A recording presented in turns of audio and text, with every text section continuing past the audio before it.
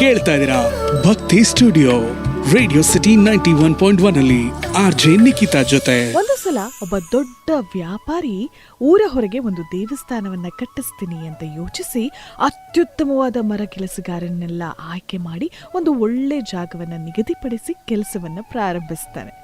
ಇದೇ ಜಾಗದಲ್ಲಿ ಹಲವಾರು ಮಂಗಗಳ ಗುಂಪೊಂದು ಯಾವಾಗ್ಲೂ ಆಡ್ತಾ ಇರ್ತಾ ಇತ್ತು. ಮರದಿಂದ ಮರಕ್ಕೆ, ಕೊಂಬೆಯಿಂದ ಕೊಂಬೆಗೆ ಹಾರ್ತಾ ಇತ್ತು. ಈ ದೇವಸ್ಥಾನ ನಿರ್ಮಾಣಕ್ಕೆ ತಂದಿರೋ ಮರದ ದಿಂಬು ಇದನ್ನೆಲ್ಲ ನೋಡಿ ಆಟವಾಡೋಕೆ ಮತ್ತಷ್ಟು ಮರಗಳು ಸಿಕ್ತು ಅಂತ ಖುಷಿ ಪಡುತ್ತವೆ. ಆದರೆ ಆ ಮಂಗಗಳಲ್ಲಿ ಒಂದು ಮಂಗಕ್ಕೆ ತುಂಬಾನೇ ಕುತೂಹಲ. ಮನುಷ್ಯರು ಈ ಒಂದು ದೇವಸ್ಥಾನ ಕಟ್ಟಿಸೋದಕ್ಕೆ ಉಪಕರಣಗಳನ್ನೆಲ್ಲ ತಂದಿರ್ತಾರೆ ಅಲ್ವಾ, ಅದೆಲ್ಲ ಹೇಗೆ ಕೆಲಸ ಮಾಡ್ತಾ ಇದೆ ಅನ್ನೋದನ್ನೆಲ್ಲ ನೋಡ್ತಾ ಇದನ್ನ ನಾನೇನಾದ್ರೂ ಮಾಡಬೇಕು ಅನ್ನುವಂಥ ಅತೀವವಾದ ಕುತೂಹಲ ಒಂದು ವಾನರಕ್ಕೆ ಇತ್ತು. ಈಗ ಈ ಒಂದು ಗುಂಪಿನಲ್ಲಿ ಹಿರಿಯ ವಾನರರೆಲ್ಲರೂ ಈ ಒಂದು ಮಂಗಕ್ಕೆ ಹೇಳ್ತಾರೆ, ನೋಡು ಬೇಡ, ಏನು ಮಾಡೋದಕ್ಕೆ ಹೋಗ್ಬೇಡ ಅತ್ತ, ನಾವು ಹೋಗೋದು ಬೇಡ, ನಾವು ಇಲ್ಲೇ ಆಟಾಡೋಣ ಅಂತೆಲ್ಲ ಹೇಳಿದ್ರೆ ಕೇಳೋದಿಲ್ಲ. ಈಗ ಯಾವಾಗ ಈ ಮನುಷ್ಯರೆಲ್ಲ ಬಂದು ಮರ ಕೆಲಸವನ್ನ ಪ್ರಾರಂಭ ಶುರು ಮಾಡಿರ್ತಾರೋ ಆಗೆಲ್ಲ ಈ ಮಂಗ ಇಲ್ಲಿಗೆ ಬರುತ್ತೆ, ಮತ್ತೆ ಆ ಮನುಷ್ಯರಿಗೆ ತೊಂದರೆ ಕೊಡೋದಿಕ್ಕೆ ಅಂತಾನೆ ಕಾಯ್ತಾ ಇರುತ್ತೆ.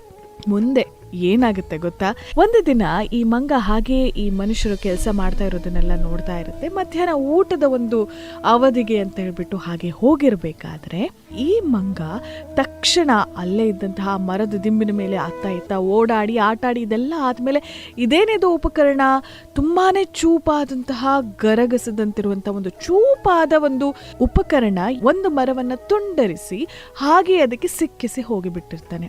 ಏನಿದು ಉಪಕರಣ ಅಂತ ಹೇಳಿ ತಕ್ಷಣನೇ ಆ ಉಪಕರಣವನ್ನ ತೆಗೆತಿದ್ದ ಹಾಗೆ ಮಂಗ ಆ ಮರದ ಮಧ್ಯದಲ್ಲಿ ಕತ್ತರಿಸಿ ಆ ದಿಂಬುಗಳನ್ನ ಬೇರ್ಪಡಿಸಿರ್ತಾರಲ್ಲ ಅದರ ಮಧ್ಯದಲ್ಲೇ ಸಿಕ್ಕಿ ಹಾಕಿಕೊಂಡು ಬೀಳುತ್ತೆ. ಇದರ ಅರ್ಥ ಇಷ್ಟೇನೆ, ನಾವು ಮತ್ತೊಬ್ಬರ ಕೆಲಸದಲ್ಲಿ ತಲೆ ಹಾಕೋದಿಕ್ಕೆ ಅಂತ ಹೋದಾಗ ಹೀಗಾಗುತ್ತೆ ಅಂತ. ಇದಕ್ಕೋಸ್ಕರ ಪಂಚತಂತ್ರದಲ್ಲಿ ಒಂದು ಶ್ಲೋಕವನ್ನ ಕೂಡ ಹೇಳ್ತಾರೆ ನೋಡಿ, ಕೇಳಿ ಇಲ್ಲಿ. ವ್ಯಾಪಾರೇಶು ವ್ಯಾಪಾರಂ ಯೋ ನರಹ ಕರ್ತುಮಿಚ್ಛತಿ ಸ ಏವ ನಿಧನಂ ಯಾತಿ ಕಿಲೋತ್ಪಾಟೀವ ವಾನರಹ ಅಂತ. ಹೀಗೆ ಇದರ ಅರ್ಥ ಏನು ಅಂತ ಹೇಳಿದ್ರೆ, ಬೇರೆಯವರ ವ್ಯವಹಾರದಲ್ಲಿ ಮೂಗು ತೂರಿಸಿದ್ರೆ, ಬೇಡದಿದ್ದಾಗ ನಾವು ಅದ್ರ ಬಗ್ಗೆ ಯೋಚನೆ ಮಾಡಿದಾಗ್ಲೇ ಮೂಗು ತೂರಿಕೆ ಆಗೋದು ಅಲ್ವಾ, ಬೇರೆಯವರ ವ್ಯವಹಾರದಲ್ಲಿ ನಾವು ಮೂಗು ತೂರಿಸಿದ್ರೆ ಮಂಗನಿಗೆ ಆಗೋ ಗತಿ ನಮಗಾಗತ್ತೆ ಅಂತ. ಕೇಳ್ತಾ ಇದ್ದೀರಾ ಭಕ್ತಿ ಸ್ಟುಡಿಯೋ ರೇಡಿಯೋ ಸಿಟಿ 91.1 ಅಲ್ಲಿ ಆರ್ಜೆ ನಿಖಿತಾ ಜೊತೆ.